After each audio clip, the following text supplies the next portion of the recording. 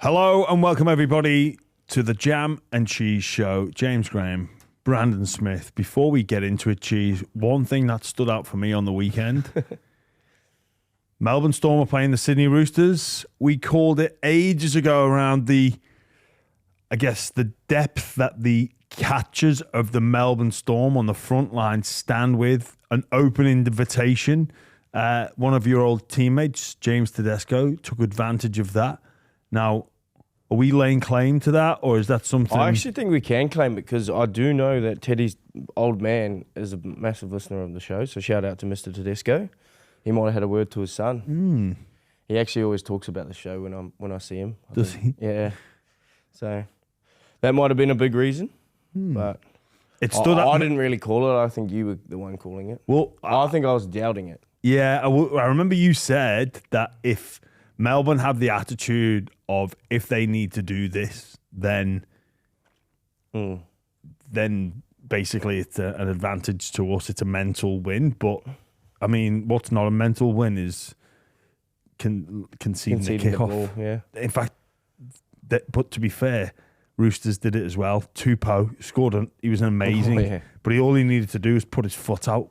But I guess that's the way the cookie crumbles Yeah, you sometimes. don't need to catch it either. Yeah, That's the thing. People think you need to catch it. You only need, you start in the field of play, then put your foot onto the line and literally touch the football. You receive a penalty. I wonder how different that game would have panned out if the Roosters had got that. It was a great game, but we'll get stuck into the footy in a moment. Cheese, how was the weekend?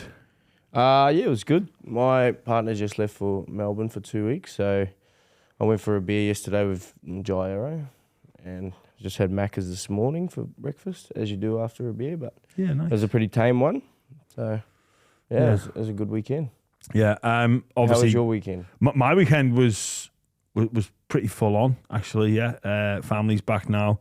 We did a promo at the Bulldogs game, which was good fun. A lot of footy. Got to. Was that outside the stadium with the... It was. Yeah. So the I did see 95 team were there. Great to see some of them. They were enjoying themselves. I think they'd had a big Saturday and deservedly so. And then, yeah, they just the big continuation, a big six again. That was myself, the Hello Sport boys, Tom and Eddie, the boys from Levels, Scope and Mace. Mace was immaculately dressed. Was he? Like, immaculate. He does present well. Like, he was looking just sharp. It felt almost awkward. He was in the suit, the t-shirt, glasses, Teeth gleaming. like he was. Any jewellery? To be honest, all my eyes were on the suit. But it was a good fun. It was fun. Went over the 95 Premiership win for the Dogs. We've got a great episode out with Terry Lamb this Sunday coming up. So that'll be good. But the weekend of football, it kicked off with one of the best games I've seen in some time, and that is, well, in terms of entertainment, it was up there with the Bulldogs against the Penrith Panthers in terms of pure quality and lots of ramifications, lots of fallout from that Melbourne Storm win with the unfortunate dislocated shoulder for Jerome Hughes. Yeah, it was such a good game. Like, it was just an all-out attacking game. And, like, the completions were so high. They were both, like, 85 above. Yeah, it was actually just such a quality game. And I heard Jerome Hughes' shoulder's not actually as bad as everyone thinks, so. Well, I think it was dislocated. They couldn't get it back in. But I think the scans come back with a positive result. Yeah, so meaning surgery is not... well, I guess surgery is an option, and as is rehabilitation, but they're gonna. It appears as though he will be back this season. Yeah, so I think I'm right in saying that when shoulders have you dislocated your shoulder before? So come on, talk us through what happens and what's the difference? Like, why is Jerome Hughes not that bad? Oh, I think just the severity. I don't know what the severity is, but when I done mine, I didn't need shoulder surgery. I done mine in 2021 against Penrith. And it was just when your labrum, it comes out of your labrum or tears your labrum. Like, the shoulder comes out of the socket, tears the labrum, but then it goes back in.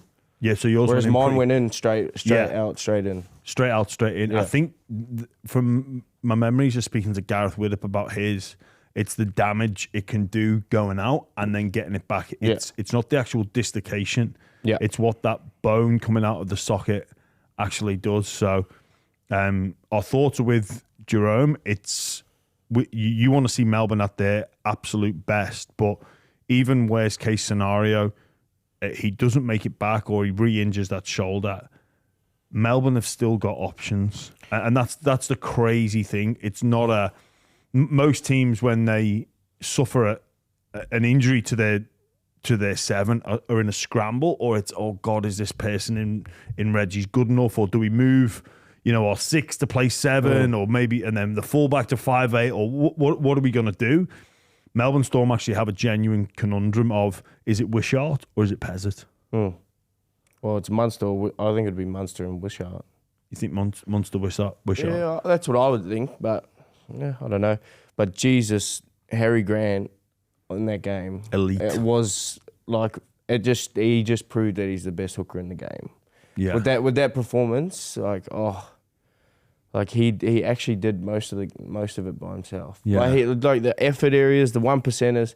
He had a tackle on Tedesco where Tedesco got an inside ball off a line break. Yeah. And he tackled him from behind. And I think that if he didn't do that, the fullback was not there. Like, he is a hell of a player and in the game-winning setup.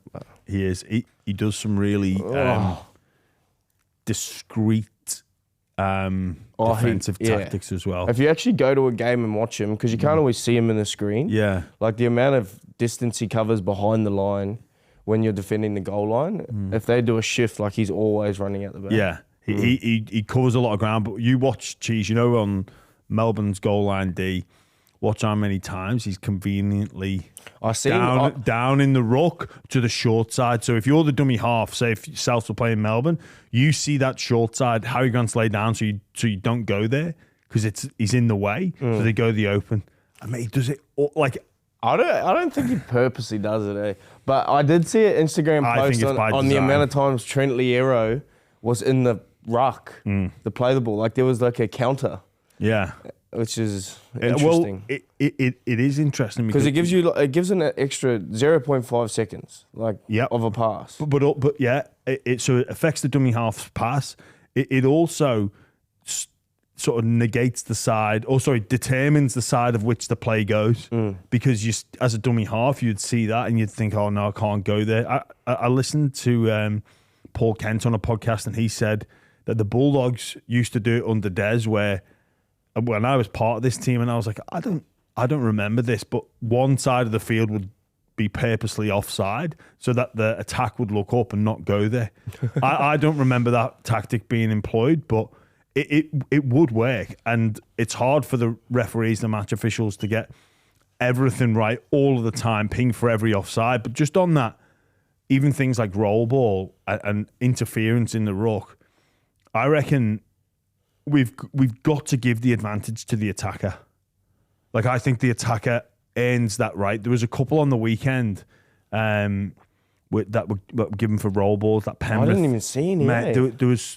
There was one ruck interference in that Penrith Tigers game, and Api Coruscant was, for me, clearly interfering with the Penrith Panthers player, and they get a knock on. It's like, and even thinking back to the Karaz one a couple of weeks ago, well, the advantage has got to be with the attacker. I'd like to see the bit of a blanket rule that, because I think defenders are purposely making it messy. I think there's times where you're on the back foot and you're in scramble mode when a player breaks through, and then the likes of yourself or Harry Grant's going to jump after that.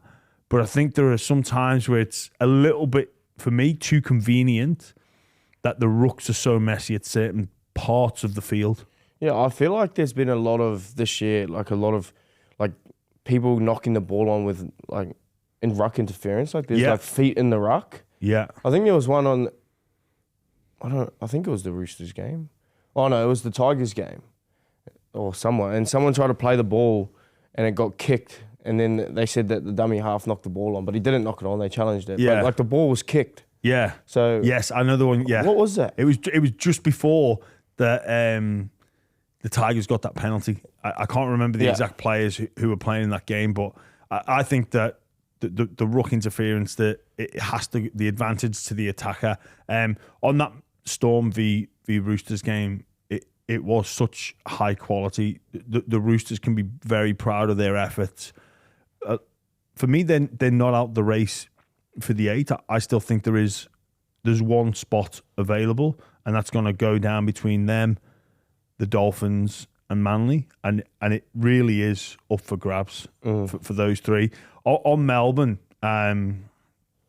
talk that they are considering, as a football club, allowing Cam Munster to explore his options. Now, I want to get your thoughts on this, because there's a few things, whether or not they allow him to explore his options, or it's only for the new franchise in the Perth Bears. Because I feel if he became available to the open market, you'd probably see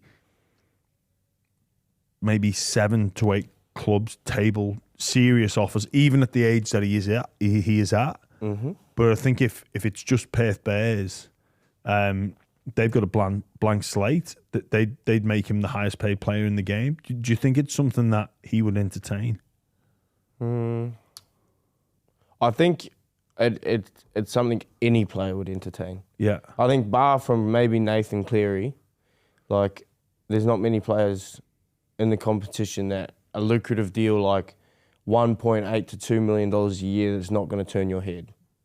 Like, I think Jerome Hughes, his contract's coming up soon as well. Yeah, I believe that they're going to offer him an extension. It's pending. It's not far away.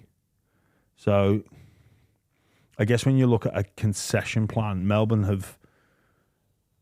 This is the concession plan of Pappenhausen, Munster, Hughes, Grant from the old... He's never lost a game at number 6, did you know that? No, I didn't. 10 in a row. Wow. But Melbourne managed their way through the moving on of legends. Obviously, it was stagnated Cronk, Slater, Smith. But the backup was there, and they eased that in. So,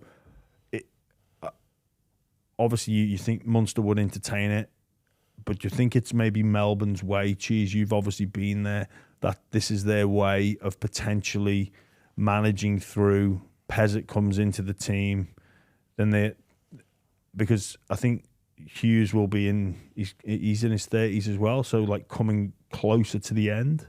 Yeah. And Pappenhausen re-signed for, I think, 1 extra year. I think he's off maybe end of 27. So are they? Do you think Melbourne are not massaging but managing themselves through what will be, the well, they don't really rebuild, do they? Have you ever seen Melbourne rebuild? They just sort of restructure. Yeah, it's a restructure, reshape rather than a rebuild. No, yeah, I can see it. I mean, there must have been conversations with Pezzett somewhere when he signed his extension, because he could have been playing NRL for the last 2 years. Well, I think he's on until 29.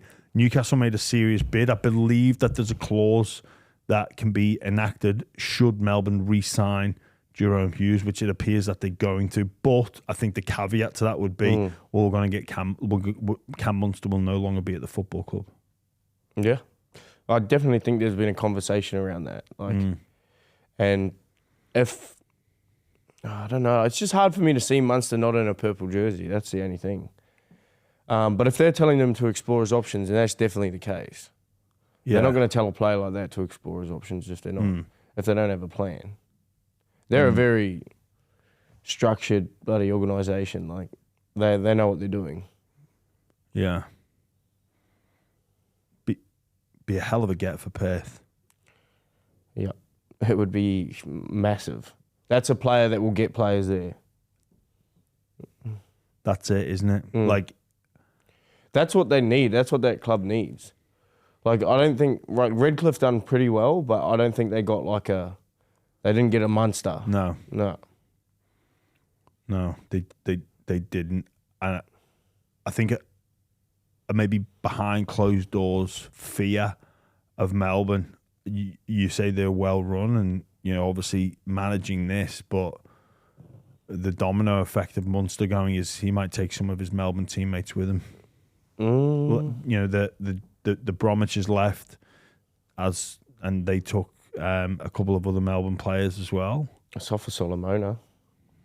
Yeah, the domino effect could be Cam goes, and then the Melbourne Storm screw job. He just brings a load of his mates with him. Yeah, because he I don't know if many of them will want to be around him much longer. They'll be glad to see him go. It would be like a monumental, game-changing signing. I think if you're the NRL as well, you'd be hoping that this happens, because it would be such a boost for the game over there in terms of the profile of him.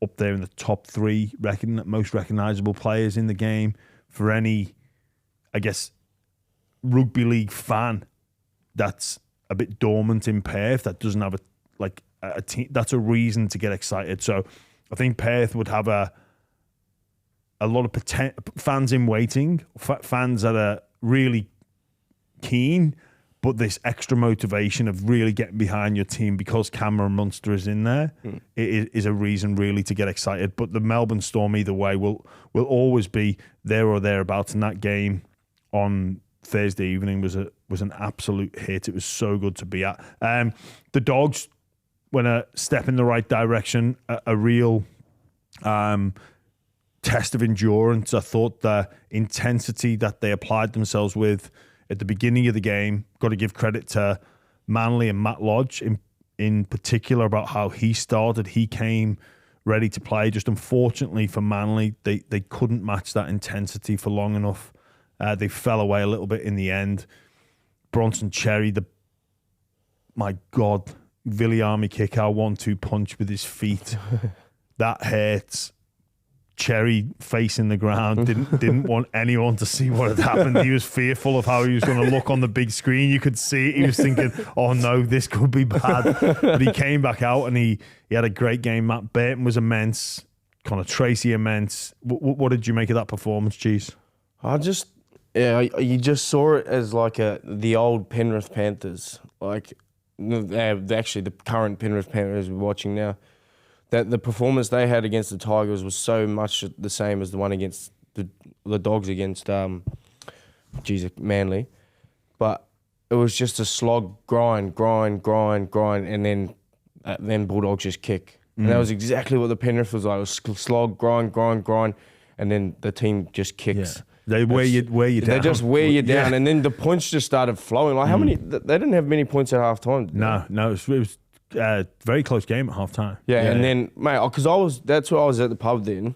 And I remember just the score was only like 2-0 or something stupid. And then that was the Penrith game, but I was the same with the Bulldogs. It was a close game. Yeah. And then I remember looking at the screen, it was 40 points. I was like, what the hell just happened? Yeah. Like, it is a... And Lockie Galvin, he's making me eat my words. He played... He was really good. He is making me eat my words. I think the Bulldogs, they have to play at that intensity come finals time, and they've got some big games coming up around the corner. It'll be a big game, the next Bulldogs versus Penrith game, if they get to play each other. They do play each other in a couple of weeks. I think Penrith, from memory, they've got Canberra, Melbourne, Bulldogs, but we'll talk about them in a moment. The Lockie Galvin, great game. He's got a big game on his hands this Sunday as well, with returning against his old club. It's going to be, I imagine, a highly emotionally charged game for lots of reasons, and that being one of the main ones. But it'll be a lot of fun out there. I'm getting out there with Triple M. I'm looking forward to that one. Just on Manly, like I said, I think they're one of the 3 teams who are vying for that last spot. Ola Kawatu now is going for a shoulder reconstruction, the surgery from that second dislocation. Can you talk to us, Cheese, about what sort of information the athlete receives on the risks involved? Because I think Seabold said it was a risk worth taking. All 3 parties were aware of the risks, and the three parties are the performance staff or the medical staff, the player, Olakau'atu, and the coaching staff as well. Yeah, so I don't know. It'd vary from like player to player and team to team, but I had risk with my comeback. The physios, Wayne wanted me to play, and he was like, mate, do you think you can play? I was like, yeah, I think I can play because the way I trained. And I've explained this before, but the physios sort of advised against it. They said my body hasn't really been exposed to those sort of, because I didn't do many opposed sessions. You haven't been exposed to many game like situations where like something that could scare your knee. And I went against I went against what the physio said, and then went out there and did that. So there was risk, and then that's why now I'm fine now.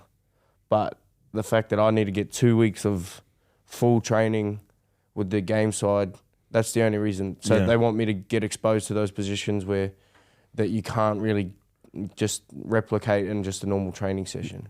And I'm sure like Hamuli would have been the same.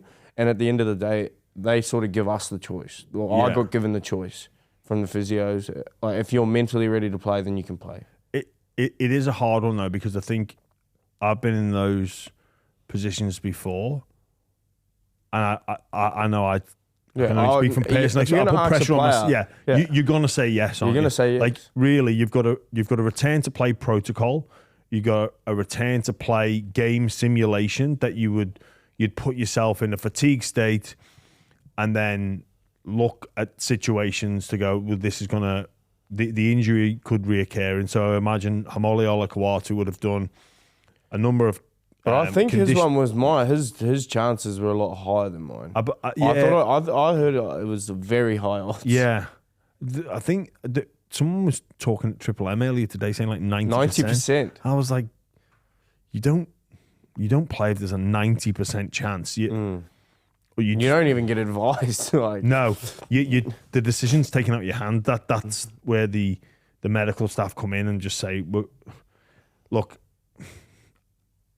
Player can advocate for wanting to play and take the risk and all that, but it's a difficult road back when the chances are so high. If that is true, then that's probably something that Manly would look to change and do again. But I get why they would roll the dice, because he's such an important... I wouldn't roll those dice.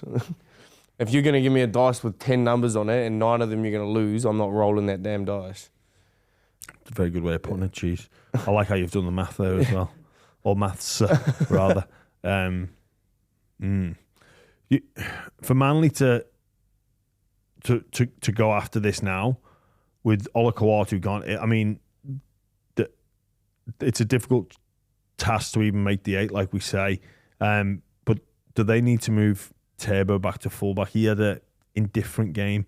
He looked really good with the ball when he popped up on the other side, was set up that try for Jason Saab, which the Bulldogs really could and should have defended, but they didn't. Turbo was everywhere in that play, but I don't know where they turn to here with Olakau'atu missing, and they had a great, I think that great win in Melbourne, but they're just limping. They're just a bit, and talk of rolling the dice risk. Is the final roll of the dice. They didn't get their number on Olakau'atu. They maybe got Paseka coming back at the very last couple of games. Is the final roll or the all-in push is to get Tommy back. I've been against that. I think he's a permanent centre, but then, I mean, desperate times come for desperate measures. But I think that'd be a bit of a reaction to a loss. Your reaction. Yeah, true. That's a reaction to the results. Well, is it an overreaction then?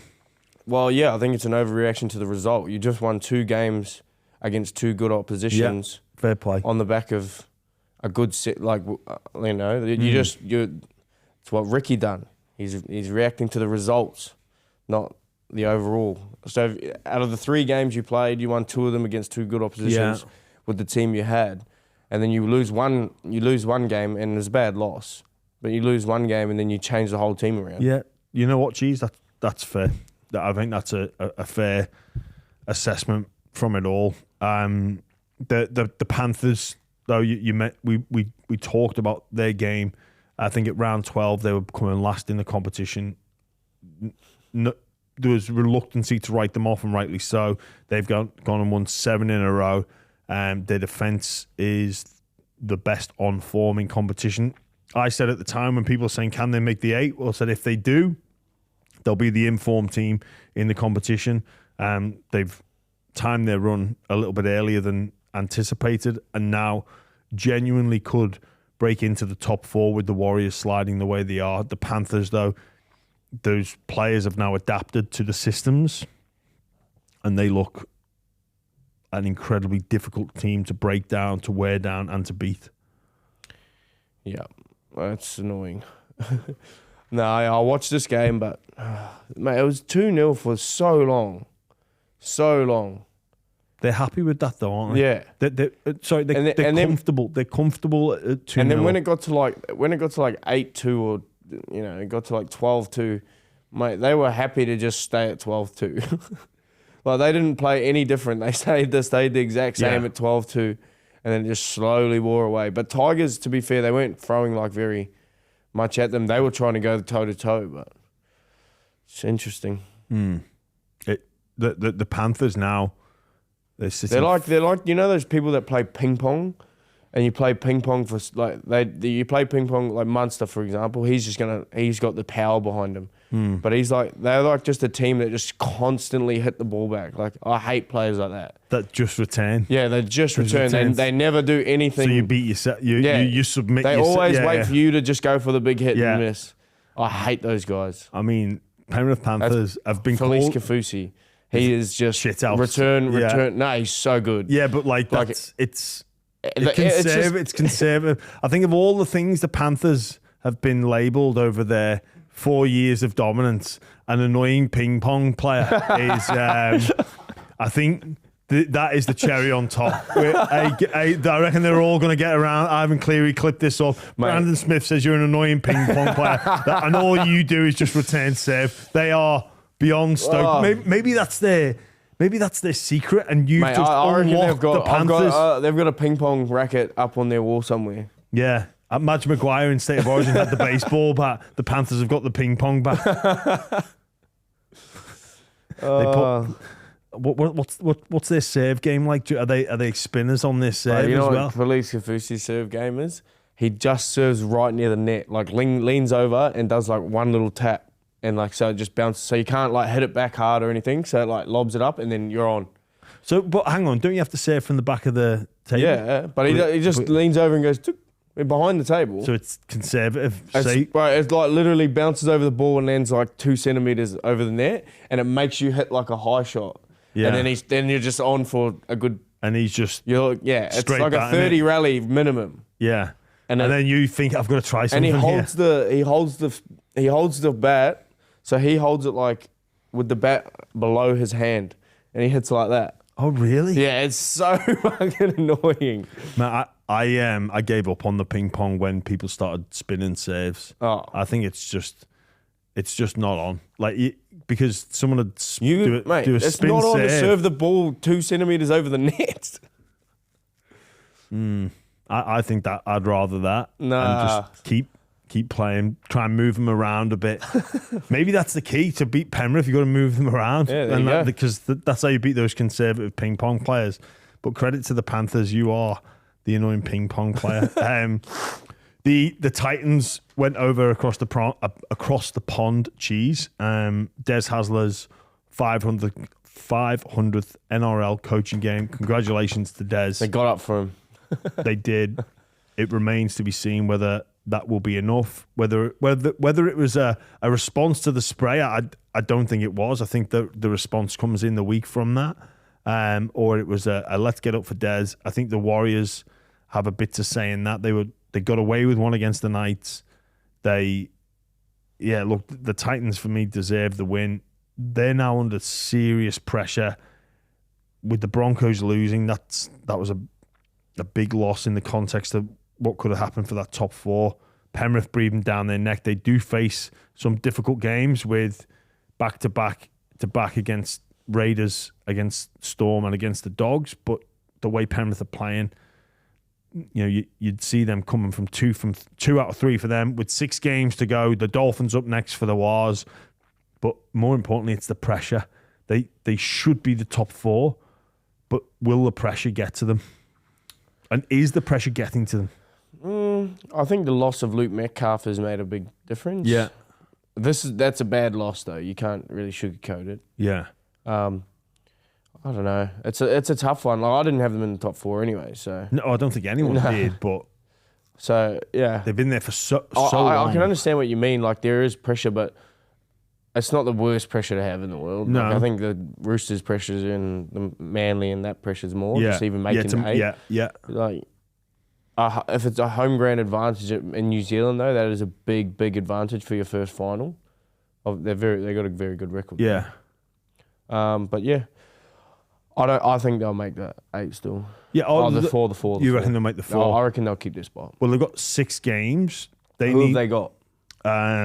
The draw is favourable.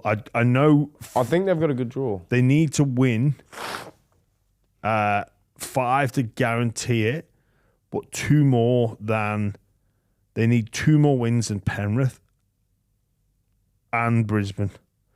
So to put that into context, Penrith would need to win 6 and the Warriors win 5. Or if Brisbane wins 6, Warriors they'd still have to win 5 because with their for and against. So the Warriors, their remaining fixtures are Dolphins at home, Bulldogs away. That's 2 difficult weeks. Then the Dragons, then the Titans away, followed by the Eels, followed by Manly away. So look, there are no easy games and there's different motivating factors, but these next 2 are huge for the Warriors. Because then the pressure really does come on.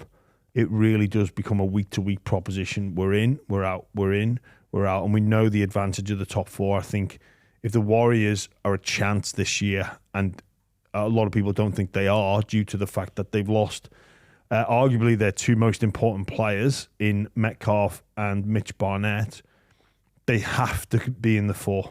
They're not a team for me that can win from outside the 4. From the bottom half of the 8, where I think no one can really, can they?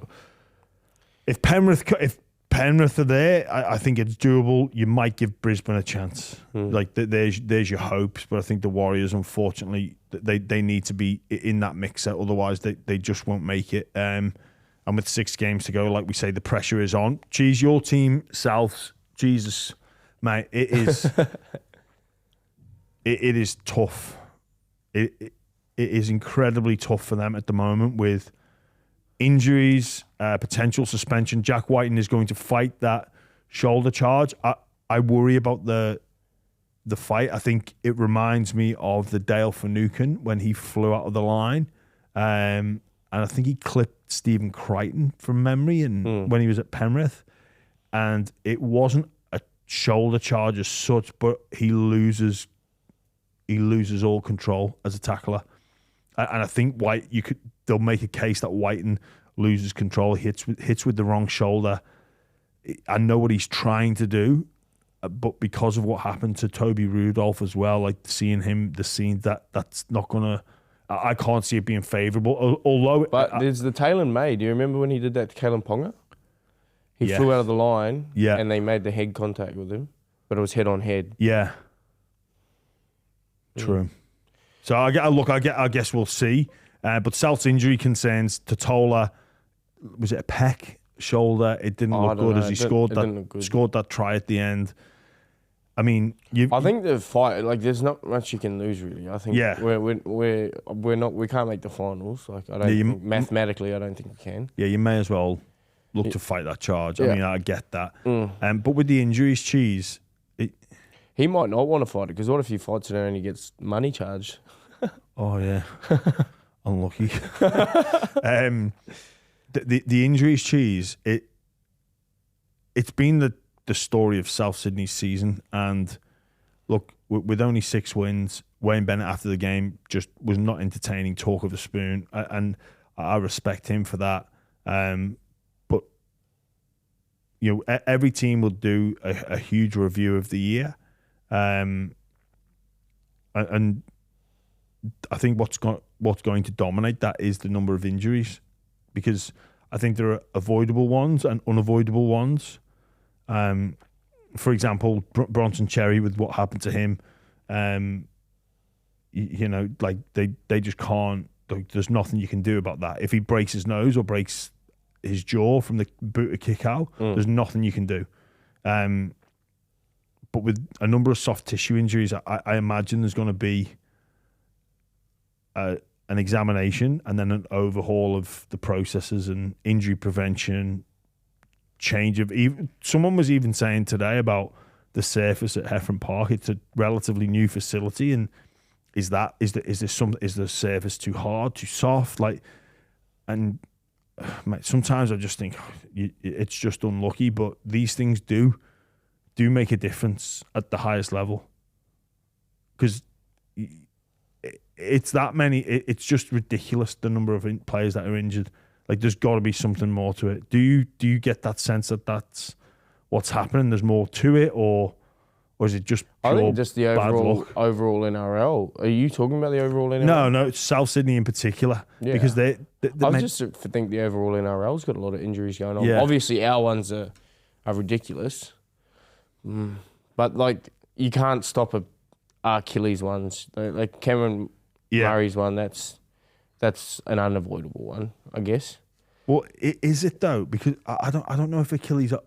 Well, Are they? Well, they've had 2 in the last couple of years. Well, I always wonder when I see players rupture their Achilles, is that a ticking time bomb, or is it just the way that their foot's in the ground? I actually don't know. Like, are Achilles tendons time bombs waiting to go off? Because we see them happen in so innocuous circumstances where players are just literally they almost get sniped. But are they accidents waiting to happen, or is that lack of, you can strengthen your Achilles tendon, you can do exercises to do that, whether that makes a difference or not, I don't know. But with soft tissue ones, like, we used to do these Nordic hamstring drills at the Dragons, which I think every club would do now, but apparently the evidence is there to say that they significantly reduce hamstring strains, hamstring tears. They make me feel like I have a hamstring tear. Yeah. They push you to the limit, don't they? They make me feel like I've got a hamstring tear. Yeah. When I do them. Like, after I've done them, I hate them. Yeah, they're horrible. But I guess there's a lot of that, I guess what you might call boring but necessary basics that you need to do to get your body right to play NRL, the Nordics, the shoulder rehab, or the shoulder stability exercises, the spine stability. It all does make a difference. But for me, Souths, the team on paper, when everybody's fully fit, is with the coach that they've got, the resources that you've got, it could give the competition a shake, but it's just been pure down to injuries. Yeah.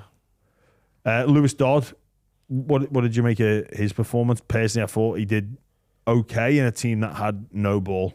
Yeah, mate, I just think their overall performance was, through our group chat, like the positive feedback. Yeah. Like, we played like such a, like, I guess, because we're such a ravaged team at the moment, like, we just played with a lot of heart. Yeah. I think that was the positive thing about it. That's a game we sort of want to build our foundation on for next year. But yeah, Dodgy, he played good. Yeah. The score was 14-12. Yeah. We had a not a shit team, but we had a bad team on paper. Yeah. That were like against a really good team. Yeah. I thought some of the effort play, you couldn't I thought fault he played the effort. smart, to be honest with you.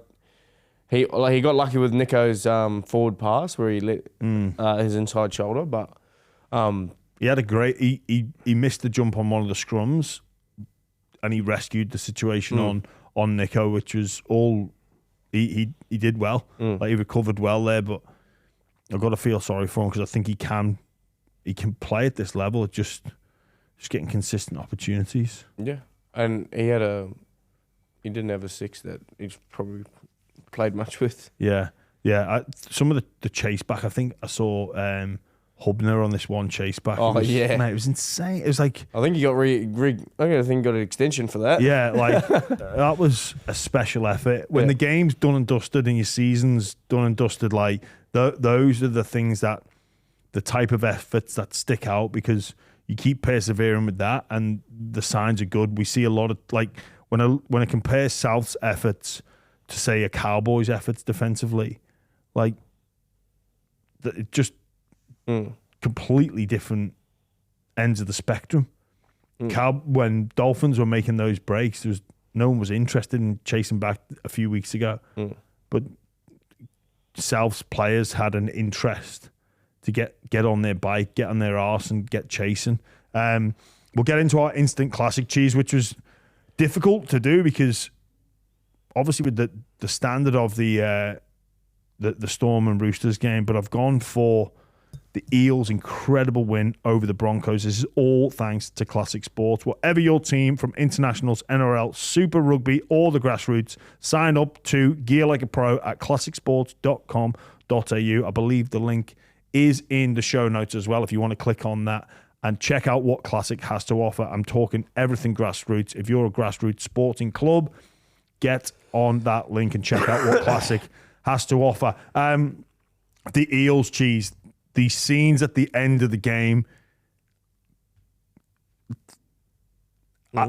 This is why. This is one of the few examples why the video ref is such a killer, because the emotion of Reece Walsh, the emotion of Michael Maguire, who we never see crack a smile, was beyond pleased. It was a game that I think Para deserved to win, but sometimes good teams, they have that get out of jail. Reece Walsh adjudicated to be slightly offside, but I think it was the correct call.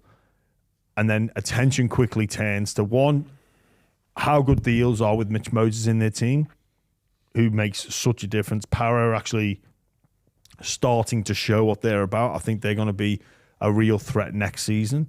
It also takes them off 5 wins to 6, which is massive in the context of the battle for the wooden spoon, especially with the Titans winning on Saturday as well. But the Broncos, with that top 4 in sight,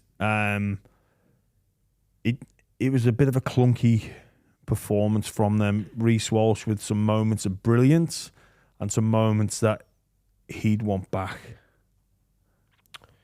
Yeah, I don't know. I just think I'm a big advocate for Para at the moment. I think they just played a disruptive game. The Broncos have that in them, though. They have like the rocks and diamonds sort of performances. I still think they played well. I think just Para played better. Yeah, like that's just as simple as it is. I mean, Reece Walsh, hopefully, because he just looks. I said it a couple of weeks ago. He still doesn't look like his full self when he's running. Is that just me? I know what you mean. Like he just looks like clunky. Like running, like his knee looks. Yeah, he looks like locked up. Yeah, like he's not got full range of stride just yet. Like, and he's still that little move he put on. Like, I mean, if he's not in full stride there, you'd hate to see what he can be like. But I do know what you mean when you watch him. He just seems to not be able to quite get that. He gets fast, but then he just like the running pattern looks uncomfortable at times. Payne Haas as well. He looked buggered at the end of that last set. He was gone. Yeah. It's interesting that like the mirage of the bloody camera angle is so crazy, because if you look at that, like if you look at Reece Walsh, he does not look as offside at all compared to what Tedesco looked against Melbourne, and there was like clear evidence of Tedesco being onside. The aerial shot. Yeah. It shows Tedesco's onside. Yeah, I know, that's what I mean. People were saying they thought it was but on the other angle he looked off. Yeah. But the aerial, people say, oh, no, he's offside. It's getting videoed from. But his feet, it's the rule about the feet, which some people. So Tedesco's body was in front. Sorry. Yeah, but like that angle that we watched, it looked like his bloody. Yeah. Everything was in front. Yeah. But his feet were behind. But Reece's, it looked like one of his feet were in front of the kicker, which is unfortunate. And the game is, the margin for error is small at times. You can't blame, for me, I don't think you can blame Reece Walsh for that loss. I still think they're figuring out, Cheese, we spoke about that hierarchy of That's not his fault. It's a minor. Like, it was just offside. He's really trying his gut. Like, he's trying, Reece. Like, he's really trying. And you could argue maybe he's trying too hard. And especially with Hunt, Reynolds, Mann, Walsh, they're four top of the hierarchy players. They're 4 players who you want to give the football to when the moment's on. And obviously you can't give it to all of them. Melbourne do it really well with that balance of, the Pappenhausen, Munster, Hughes and Grant. Stefano. Well, yeah, Stefano gets plenty of pill. But also with the Broncos, Carrigan's going to get plenty of the pill. So is Payne Haas. Dare say Staggs doesn't get enough.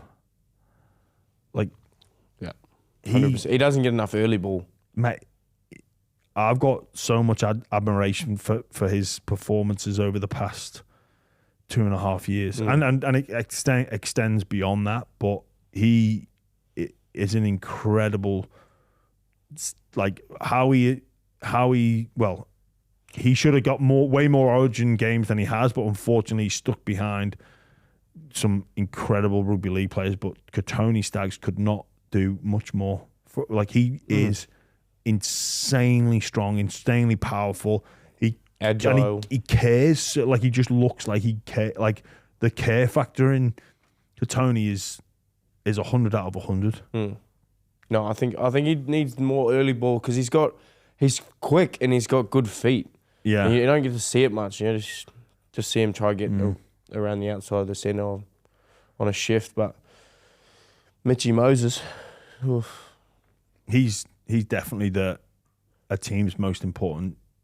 Yeah, in terms of getting a victory, he's gone above Tommy, Kalen Pongo now because the performance of the Eels have been putting on.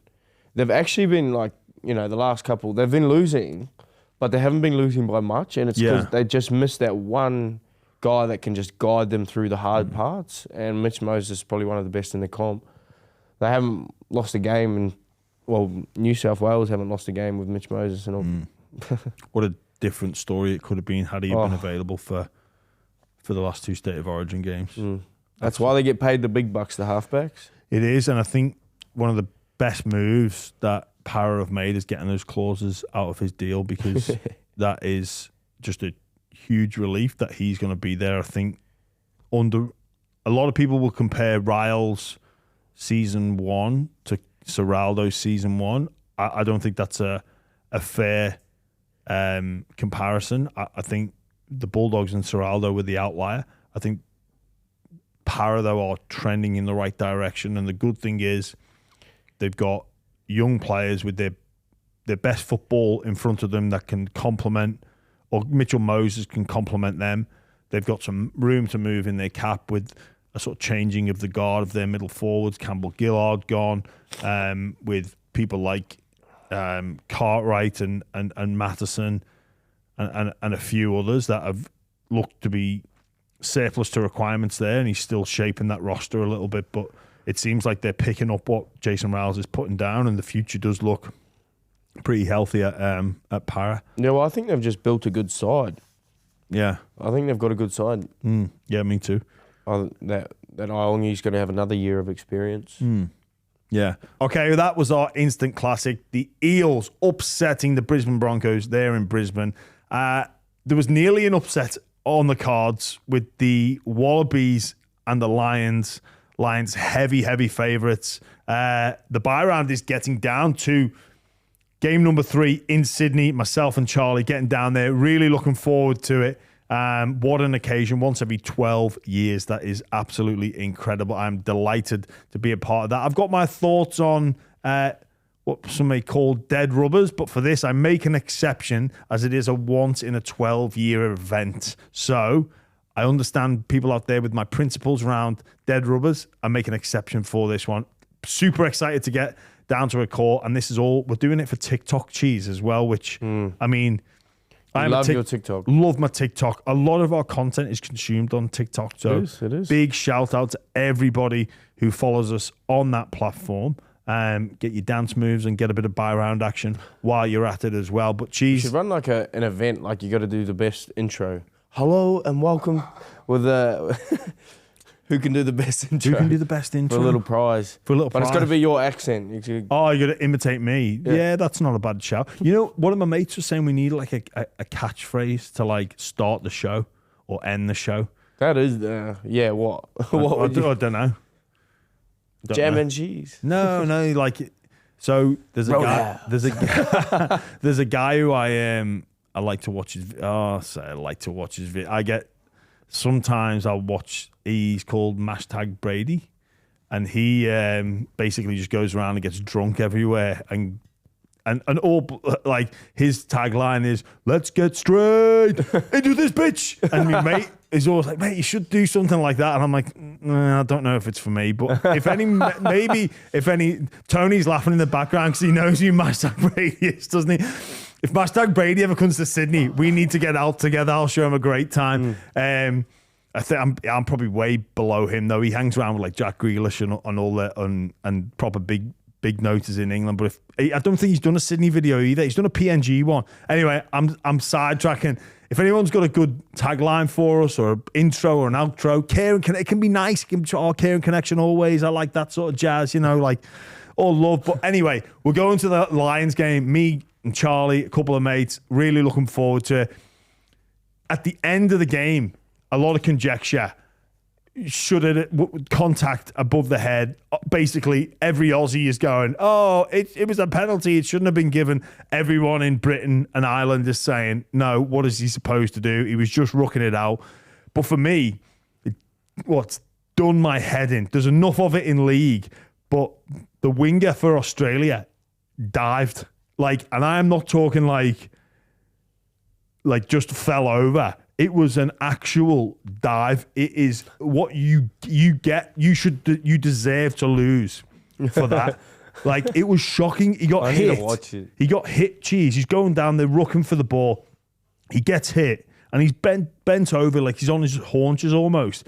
Gets hit, falls back to like an upright position, and then throws himself onto the floor. It's like, mate, you can't do that. I know some of the NRL is getting close to,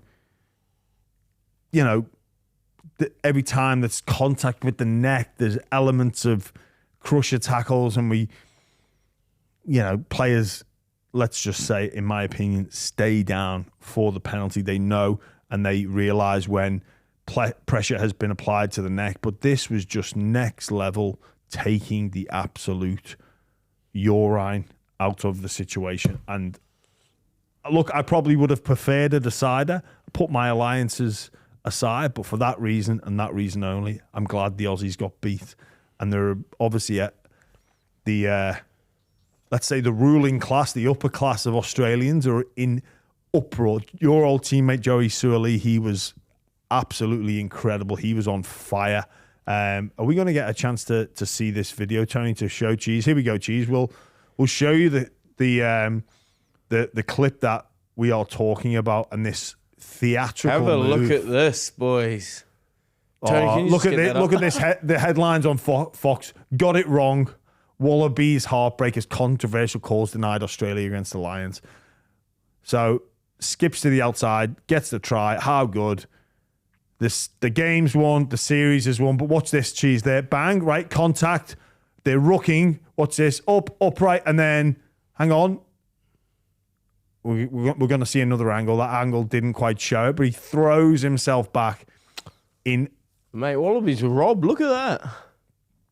That's a bloody head contact, mate. Yeah, but they're rooking. Yeah, that's head contact. They're allowed to. He's Just knocked him out. Here you go. Watch him throw himself back, and then put his hands around his head. He's knocked him out there, Jimmy.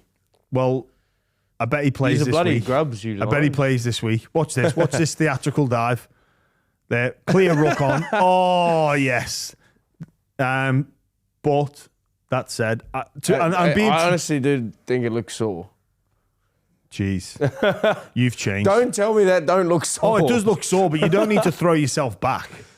I would hate to be in that position. Yeah, got a lot. I chose the right sport. Yeah, got a lot of respect for to be fair, the Australians put on a show and they came to play. Like they turned up and they made a game of it. I wish I was going to a decider. It would have been a much better atmosphere. But that said, delighted the British and Irish got the victory. Yeah, and just quickly before we go, my condolences to the family of Ray French, the British Rugby League broadcaster who had an incredible life, who sadly lost his battle with dementia at the age of 85 over the weekend. He's a man that was a dual international, both league and union, and then became the play-by-play commentator. So not the expert that most former players are, or that bit of added description, the added guy with the knowledge of the game. This was the play-by-play, so the Danganane, the Ray Warren of British Rugby League for the BBC.